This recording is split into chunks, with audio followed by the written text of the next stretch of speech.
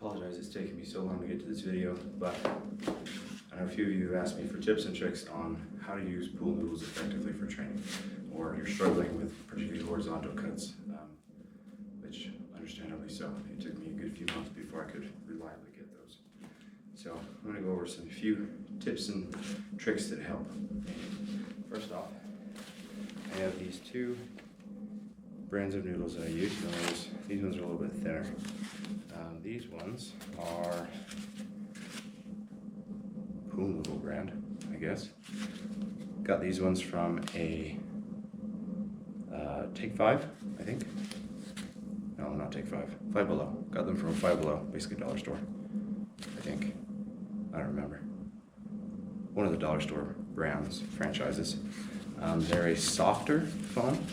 So if you were actually using these for like swimming or something, you'd want these. They're really soft to the touch. They're not very abrasive. The foam itself is very squishy.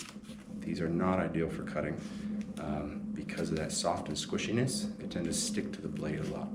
So they're a lot more challenging to cut with. So if you want a challenge to test like your edge alignment and your technique, these are a good way to do it. However, these are my preferred ones. These are in the swim. These are the ones I get off Amazon. I buy them in bulk. Boxes of, I think it's 40, I can't quite read it. I think it's 48 in a box or something like that for 60 bucks, I think. Honestly, not bad. They're a little bit thinner. The foam is a little bit rougher. So like, again, for swimming, if you were to feel this, you'd be like, oh, I'd probably chafe if I had that under my armpit for a while. Not ideal for swimming. But because it's firmer, it works great for cutting. So I'm going to start out with today, and then I'll show the other one as well.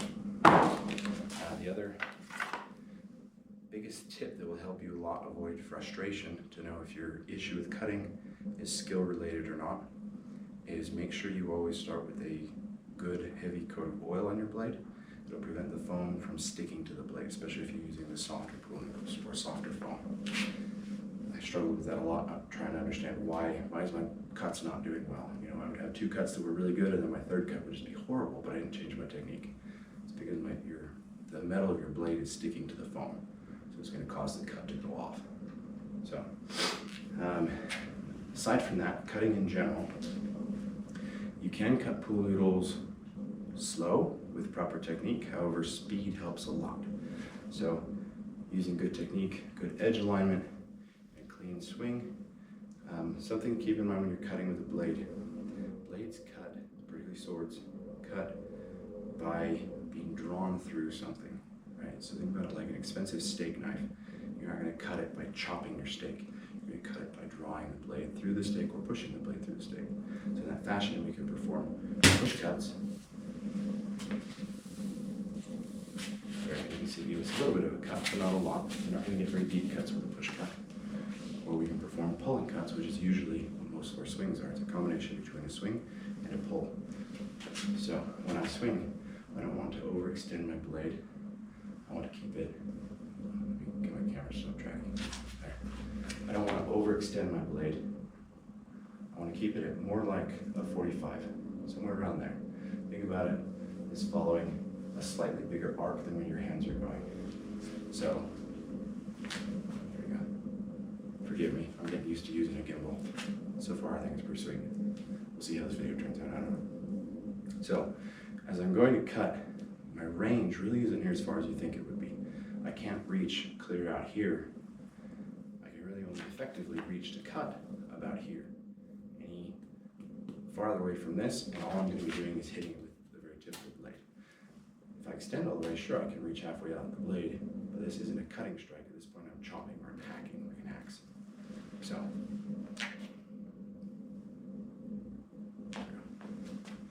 So, that being said, think about it as about a 45. And now when I cut, notice that the blade, my cut starts here on the blade, and it follows down towards the tip as I cut, because as I bring my hands down and closer to me, I'm using the geometry of the blade to pull it through the target. So keeping that in mind as you're cutting will help a lot with making smooth and clean cuts. I'm not overextending out here, more so keeping the blade here. Now, horizontal cuts. horizontal cuts are definitely the hardest because these are very flimsy, especially if you have the softer foam, they're a lot more difficult. The tips I've found that help the most with a horizontal cut is especially remembering that I don't want my blade extended out like this when I cut. I want it more like this, especially with a horizontal cut. I don't want to be extending it out here. I want to be keeping it more like here. And then I'm pulling the blade through it as I do it. Not only that, speed is especially helpful with horizontal cuts. So even like that, it's relatively slow, and I cut about halfway through before it stopped. Now if we do a faster cut, got a little more, about 3/4 of the way through, and you can tell it stopped and it caught. Now, remember what I said about oil? We've done a few cuts now. Let me check.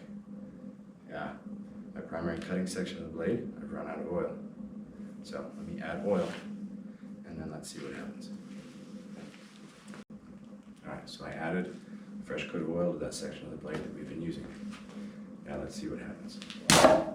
Cleaner, but I also arced my hand up a little bit. Like I said, horizontal cuts are definitely one of the hardest. Speed helps a lot. That one was faster. That one was also a little bit faster. Made it a little over 3/4 of the way through. There we go. That one I had a lot more speed. So by comparison, hear the whistle on that versus the whistle on that. See, and even there, I extended too much. So if you're struggling on these cuts, definitely don't beat yourself up, because I struggle on them too, as you can see. Pool noodles, if you're trying to perfect horizontal cuts, pool noodles will give you a run for your money, being able to perform them correctly. As you can see, I still struggle to perform them correctly. The other thing that definitely helps if you're trying to practice horizontal cuts is practicing on shorter pieces of foam. Usually the taller ones, where it's more flimsy, you're going to struggle a little bit more than the shorter ones. Now, let's try the softer foam and see what it does. So now we switch to the softer foam. Let's see how it cuts. Come on, work you. There we go. So now for my regular cuts. You can see it pulls a little bit, and something else, you'll notice that cut has more of a warp to it. It's not quite as flat. That's because the foam is grabbing and twisting as I'm cutting. I didn't change anything about my blade or my cut angle, but as I'm cutting through it, the foam itself twisted with the cut.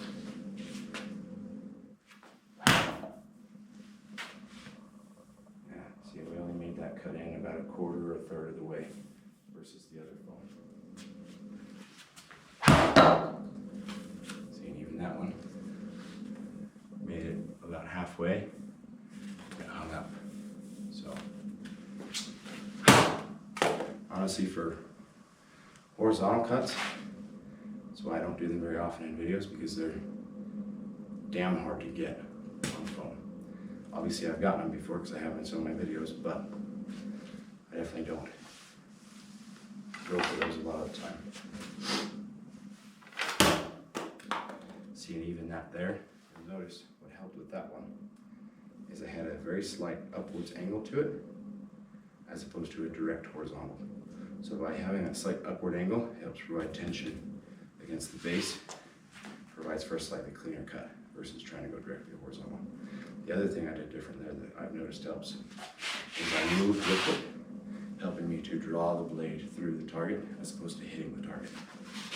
So now trying just a straight horizontal, but moving with it. I cut a little bit better, but here, this is perfect. This is one of the interesting things you'll see working with softer foam. What happened here is the blade went in, and then it grabbed, and the foam bent over, and then the blade continued to cut, and cut it the rest of the way across like that. That's how you end up with those wonky cuts. Sometimes it's because your technique was slightly off and you warped the blade. Other times it's just because the blade stuck to it because you didn't have enough oil on it. And other times because, I don't know, sometimes foam is a bitch, quite frankly.